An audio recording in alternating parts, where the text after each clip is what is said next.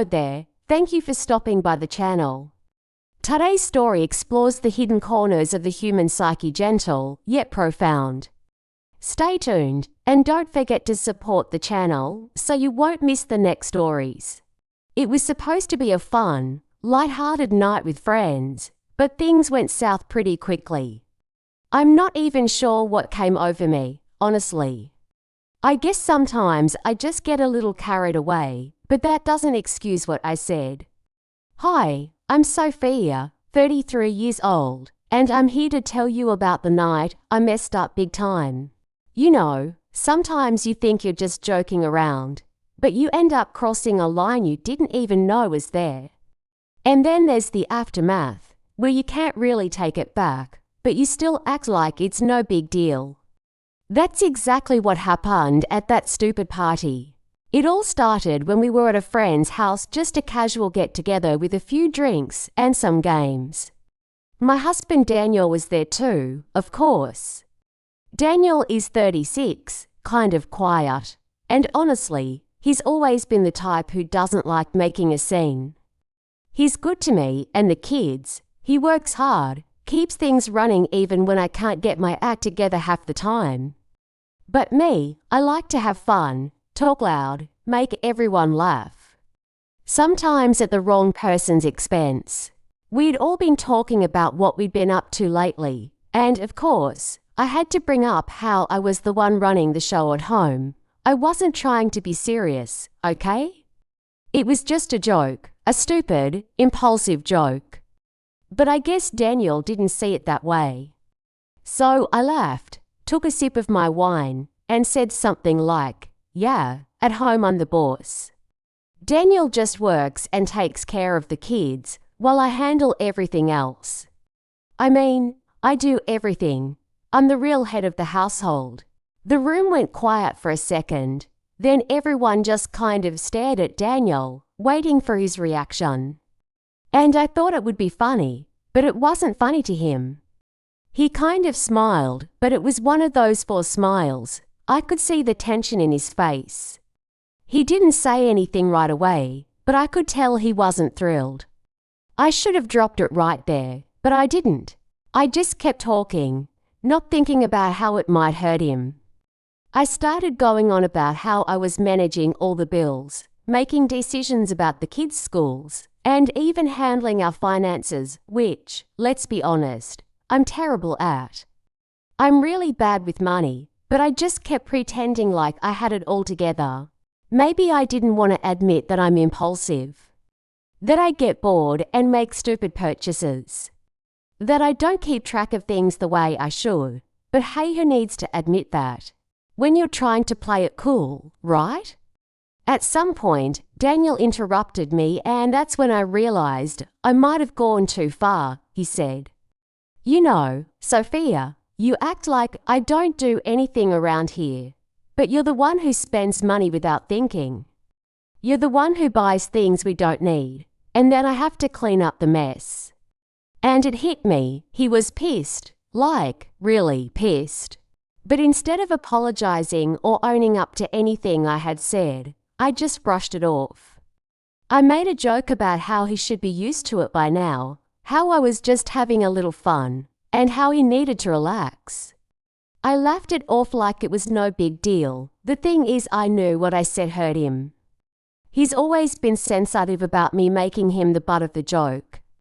But I guess I didn't care in the moment. I wanted everyone to laugh, to think I was funny. But as soon as Daniel's face tightened, I knew I'd crossed the line. I could feel the eyes of our friends on us, and for a second, I thought, maybe I have to backtrack. Maybe apologize.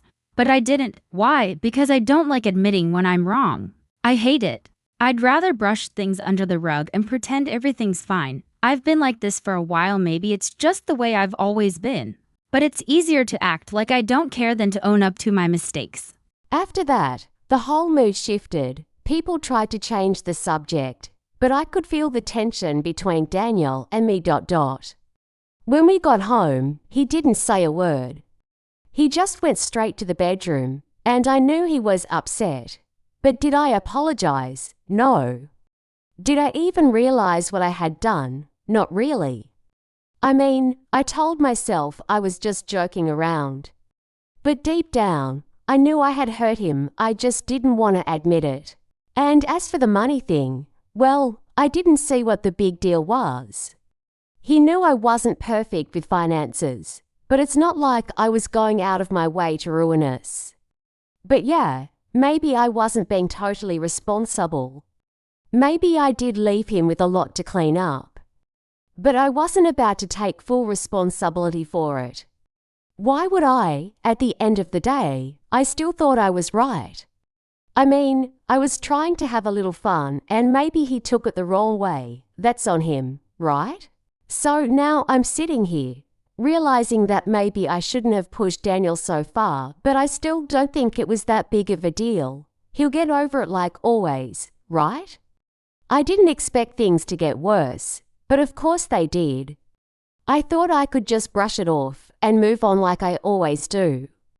But no, Daniel's not the type to just get over it like I assumed.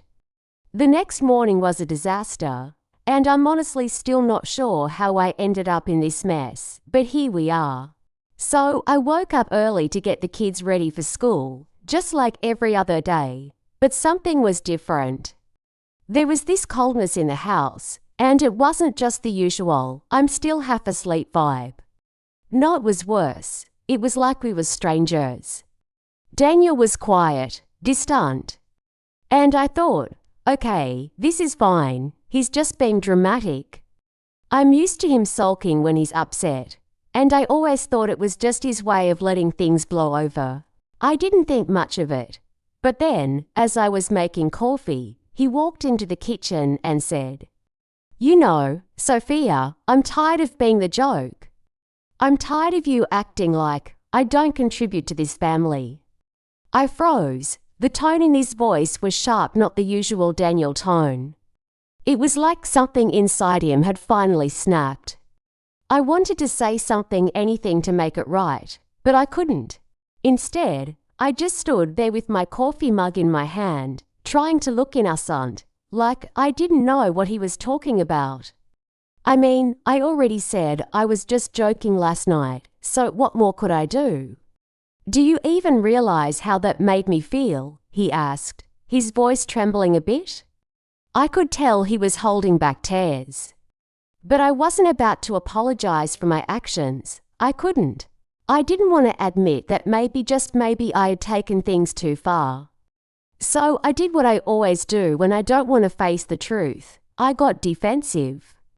"Daniel, it was just a joke. Why are you making such a big deal out of it?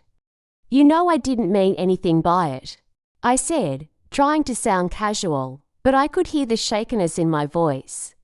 I hated that I couldn't control it. He wasn't buying it, though. He looked at me with this expression like he was seeing through all my nonsense. "You're always joking about me, always making me look bad in front of people. And it's starting to wear me down. You never take anything seriously, Sophia. You never take us seriously."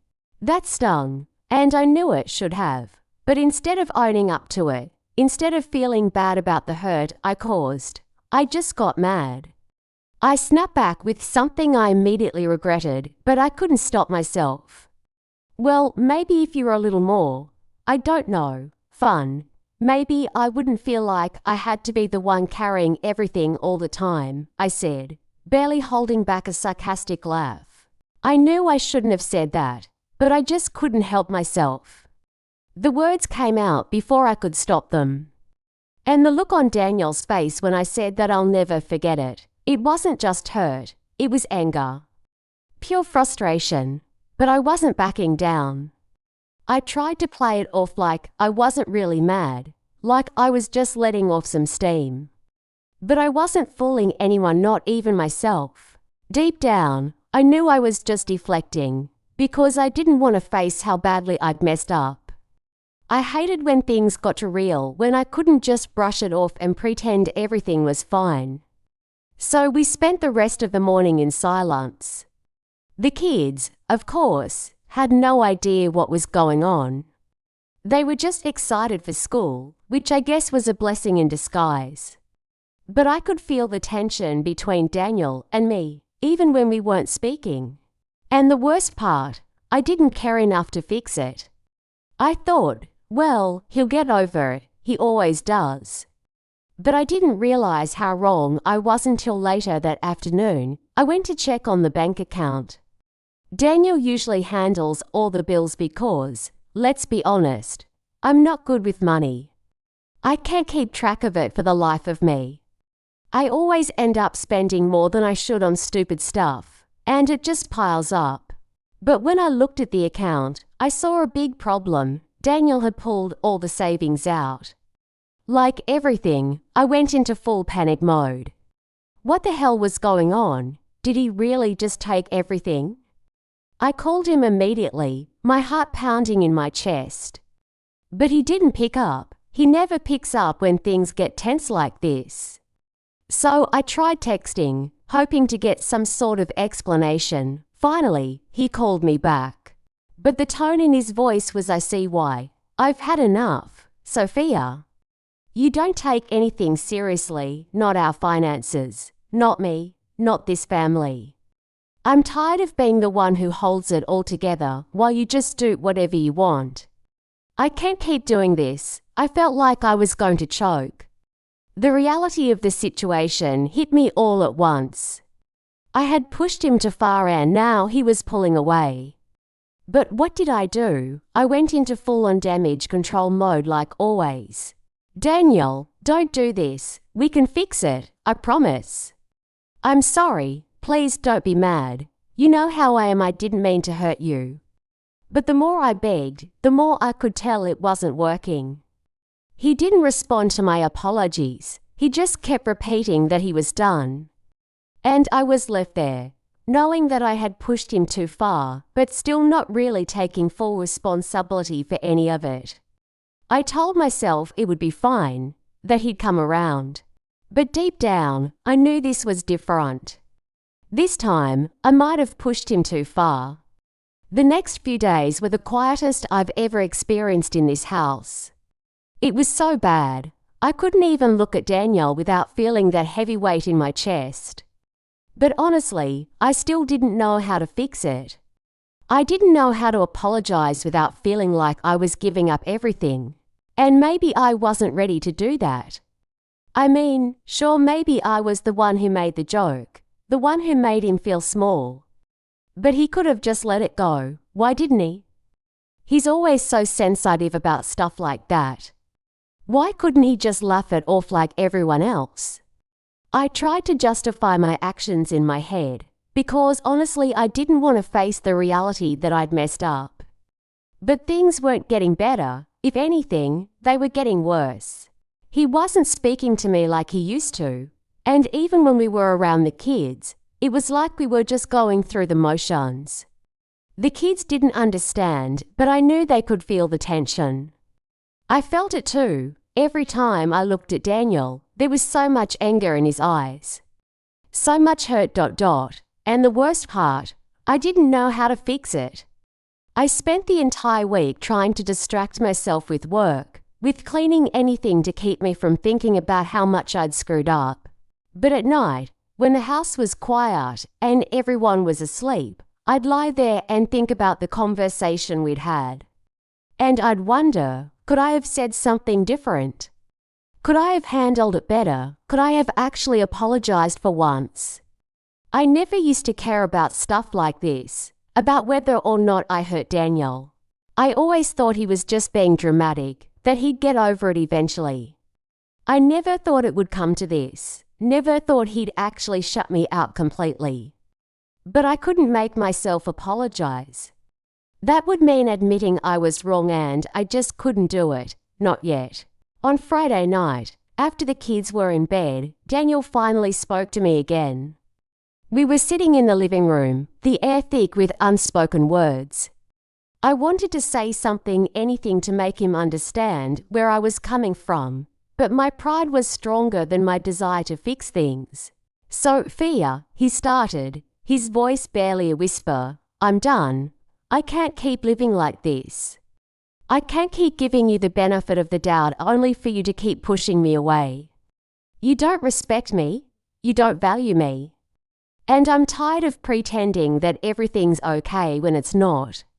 His words stung, but I wasn't going to let him see how much they hurt. I couldn't. I had too much pride for that. So instead of apologizing, I said the only thing I could think of in the moment. Daniel, I didn't mean for things to go this far. But I'm not just going to sit here and act like I'm the one who messed everything up.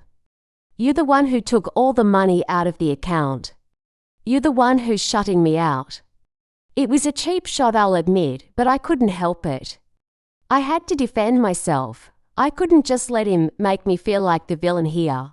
You don't get it, do you? He asked, his voice trembling. I've been trying to hold it together for so long, Sophia. I've been carrying everything. And you just keep taking and taking without giving anything back. I'm done. I can't do this anymore. And that's when it hit me. He was serious. He wasn't going to forgive me this time. There would be no more pretending that everything was fine. I was losing him and I didn't know how to stop it. The rest of the night was a blur. We didn't say much after that. There was nothing left to say. I just stayed in the living room while he retreated to the bedroom. It was like we were living separate lives in the same house, and I couldn't ignore it anymore. The next morning, Daniel was gone. He didn't even wake me up before leaving. I got out of bed to find a note on the kitchen counter. I'm taking the kids to my mom's. I need space. We'll talk later, and that's when everything finally sank in. I had pushed him too far. I'd gone too far this time. I wasn't ready to face it, but I had no choice. I sat down on the couch, feeling like everything I'd worked for, everything I'd taken for granted was slipping through my fingers. But did I really take responsibility? Did I truly own up to my actions? No. I just sat there, feeling sorry for myself, wondering how long it would take for Daniel to come back and fix things. I couldn't help it. I wasn't ready to admit I'd messed up. I wasn't ready to face the fact that I might have lost my family, my home, everything I had.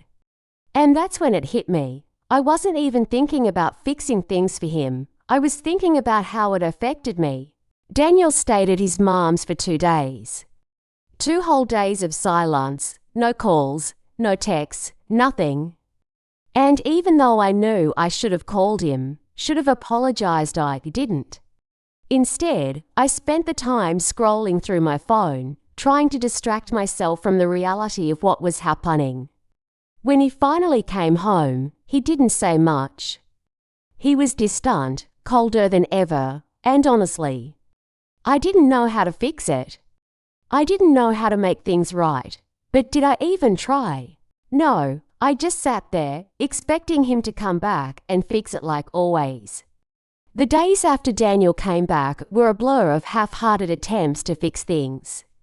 I told myself I'd try harder, but honestly, I wasn't even sure I knew how. I expected him to just magically forgive me and go back to the way things were, like nothing had happened. But that didn't happen. It didn't work like that. I would tell myself that things were getting better, that we were okay. But deep down, I knew I hadn't really changed. I hadn't learned anything. I was still too proud to admit I was wrong. Sure, I apologized in passing, but it wasn't genuine. I just wanted things to go back to normal without taking responsibility for how I hurt him. I couldn't stop blaming him for everything that went wrong, even though I knew, deep down, I was the one who had pushed him to the edge. Weeks went by, and things stayed cold. The silence between us grew more unbearable. Our conversations were superficial, like we were roommates rather than a couple. We'd talk about the kids, the house, and other meaningless things. But anything real, anything that mattered was left unsaid, and I let it happen. I spent nights lying awake, wondering when things would go back to how they were. I couldn't understand why he was still so hurt. Why he couldn't just forgive me and move on. But I wasn't ready to face the truth. The truth was I had damaged something irreparable. And maybe it was too late to fix it now. Maybe I had pushed him too far. Maybe my joke, my pride, my refusal to take accountability had all been the final straw, but it wasn't about the joke anymore. It was about the way I treated him over time, the way I took him for granted. Thought I could do whatever I wanted without facing the consequences. Daniel eventually packed up his things and left for good. There was no dramatic confrontation, no last argument. Just him walking out the door, taking the kids with him and leaving me in the house we had built together. And that was it. He was gone. It's hard to admit, but I haven't really learned my lesson. I still feel sorry for myself, more than I feel sorry for him. Maybe someday I'll realize the full extent of the damage I've caused. But for now, I'm just left here, trying to piece together what's left of my life and wondering if I'll ever be able to fix the mess I made. But deep down, I know I can't. It's too late for that ... And maybe it's for the best. I don't think I'll ever understand how I ended up here. But I've come to terms with the fact that I'm the one who made it happen. It wasn't him, it was me ... And I guess that's the hardest part to accept. Thank you for listening until the end. Every story holds a piece of someone's truth, and maybe a piece of your own. If this touched you in any way, don't forget to like, share, and subscribe for more heartfelt stories. See you in the next video.